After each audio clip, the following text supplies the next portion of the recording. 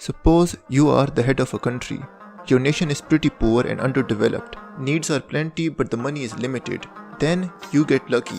Your country has just struck gold, or black gold, in this case oil, and there is plenty of it. Demand is high and profit is almost guaranteed. After some time, you develop the industry enough to begin exporting the resource and make plenty of money.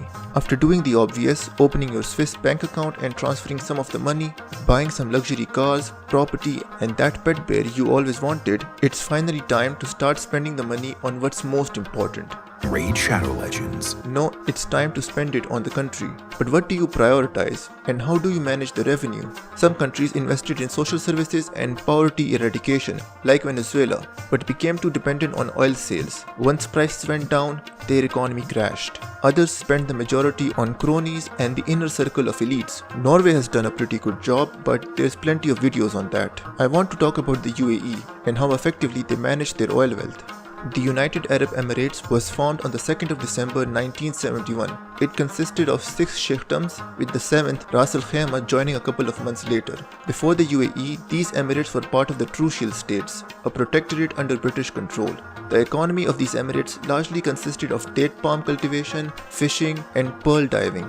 Oil hadn't been discovered yet and the region wasn't wealthy. Pearl diving, it was huge. But the Great Recession of the 1930s, as well as the development of cultured pearls, led to a decline.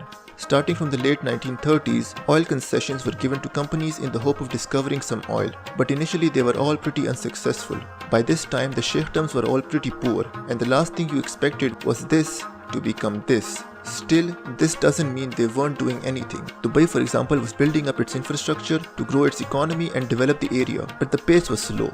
Then oil was discovered offshore in Abu Dhabi in 1958. Later, onshore discoveries were made and the emirate suddenly had all the resources it needed. An important thing to remember is that the Trucial States weren't a country but more of a loose confederation. They had rivalries and land disputes with each other. So when Abu Dhabi discovered oil, it's Abu Dhabi's oil. After a bloodless coup, Zayed bin Sultan Al Nahyan of Abu Dhabi became the new sheikh and began spending the money to create modern Abu Dhabi. A master plan was made and under his rule the emirate would be completely transformed. Sheikh Zayed was also important for the UAE since he was one of the key people in founding it. In 1968, the British announced a withdrawal from the Trucial States by 1971. This caused panic in the sheikdoms as without Britain's military protection, they were too small and weak to defend themselves against other powers who were already starting to make claims. Thus, Sheikh Zayed met the Sheikh of Dubai, Rashid bin Saeed Al Maktoum, on February 1968 and agreed that they, along with all the other emirates, should form a single country.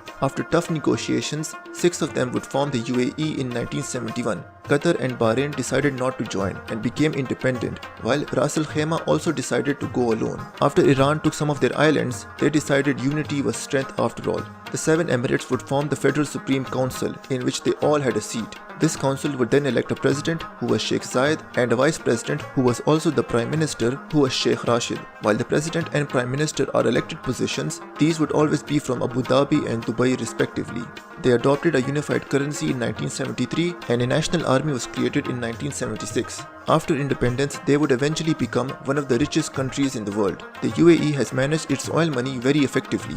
Dubai also discovered oil in its area, but under Sheikh Rashid, it was already making progress in becoming a trade hub. The revenues from oil, however, would allow it to accelerate the process significantly. Dubai has diversified its economy to a point where it does not depend on oil revenue. Abu Dhabi used the money to modernize itself and help develop the other emirates.